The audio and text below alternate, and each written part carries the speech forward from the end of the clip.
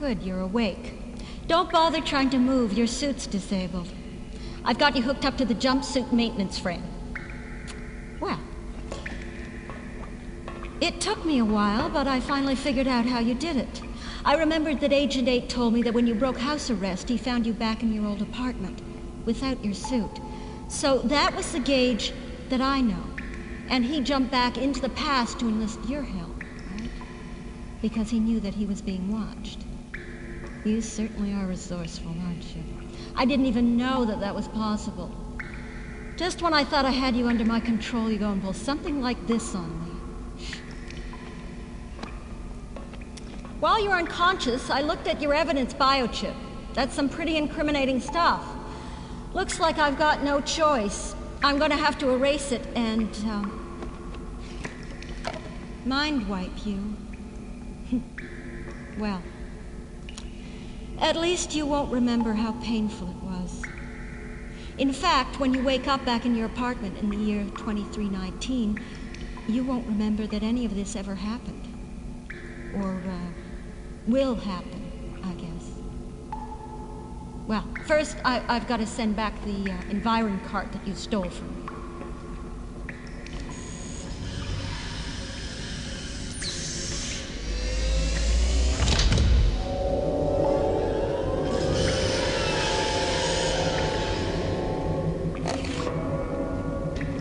Well, despite your best efforts, humans are no longer the only beings capable of time travel. It's for the better, Gage, believe me. We just can't be trusted with such a powerful tool. Human nature would eventually drive us to use it for the wrong reasons. And if we're not the only ones with the technology, maybe we won't be as tempted to misuse it. My contact promised me that it would be given to every race of the symbiotree that wants it.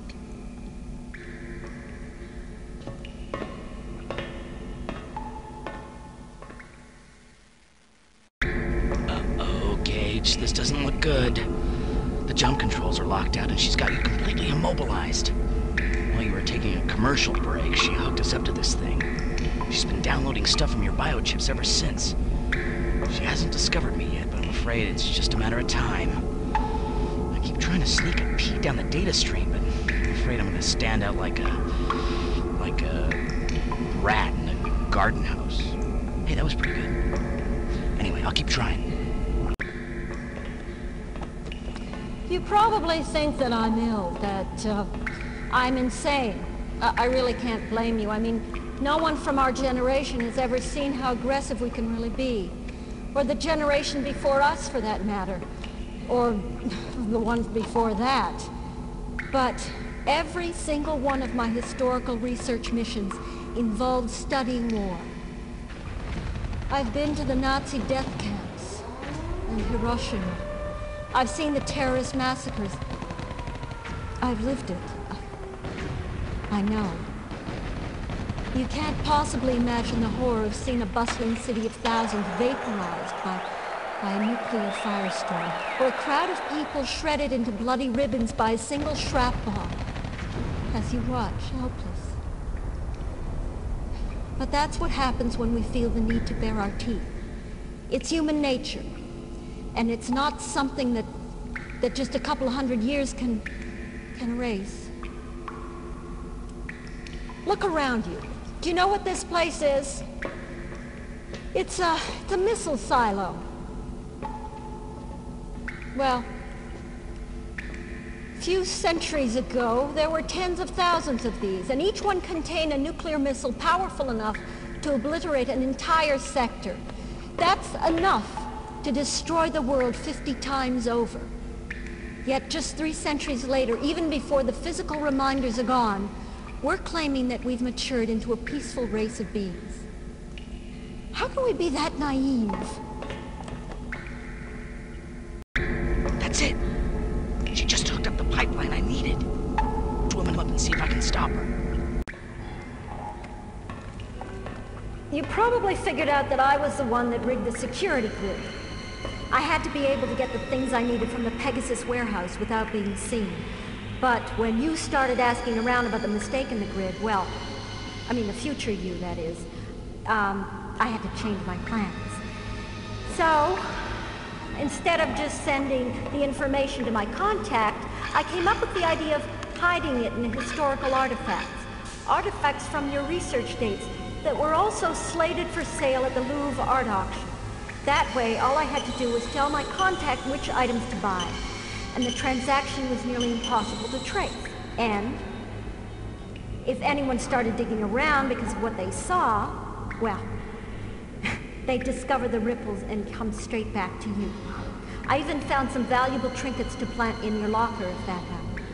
Just that one simple move would give you a motive and the court a scapegoat. But, I didn't want to have to do it. I never thought for a second that someone might accidentally discover the ripples.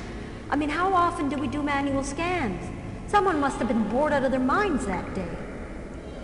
I'm sorry, Gage. I really am. If I could be the one that was arrested, if I could take responsibility for my actions, I would in a second, believe me. I had no choice. I don't want to do this to you, but if I don't, it will all have been for nothing. If they find out how the technology was spread, they'll be able to keep it from ever happening. That's the problem with time travel. Nothing's ever safe. That's why I had to do it. I had to even the playing field, even a little. I'm sorry if I'm making you an unwilling martyr to my cause, but that's just the way it's gotta be.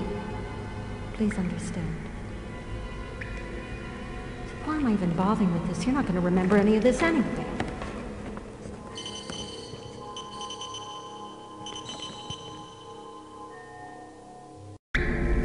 Gage, I'm there. It's all hooked up, everything. It's all controlled through the neural link into her suit. You can create a virus and shut the whole thing down. Just need to get into. No. There's a password, Gage. I need a password. What do you know about Michelle? I'm setting up an interface link for you. I need a password. We've both got instant Alzheimer's. See what you can dig up. Hurry!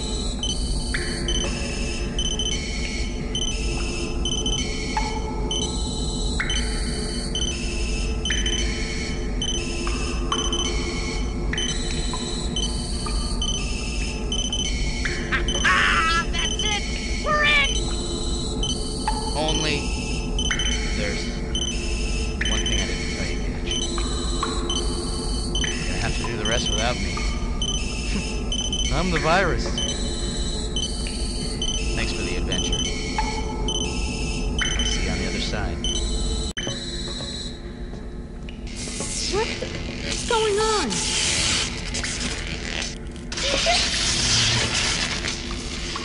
What did you do? What did you do?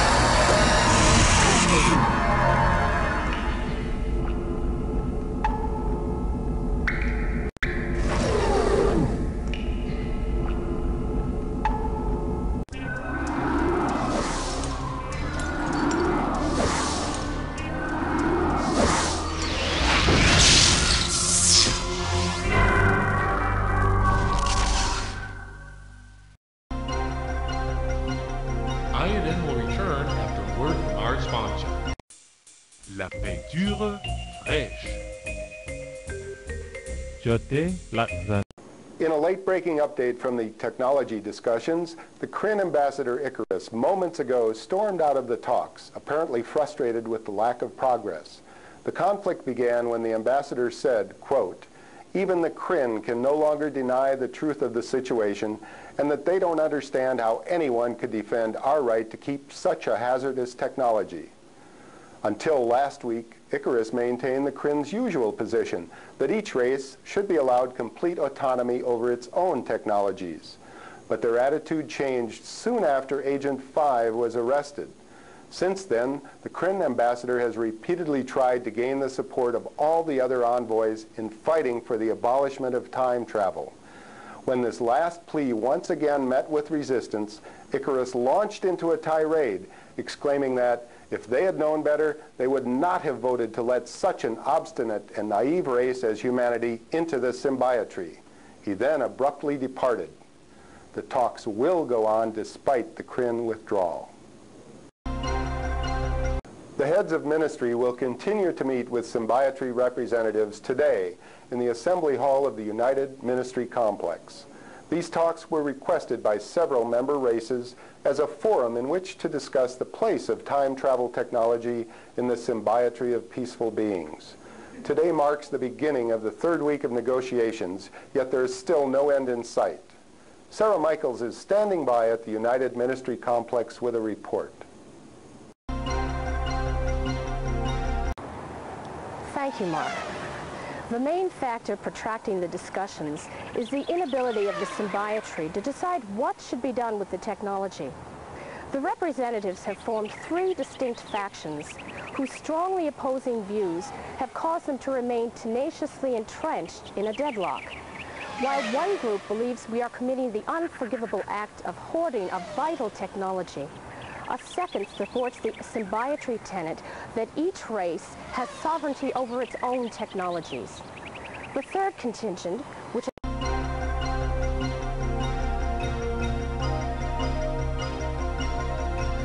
Despite being recent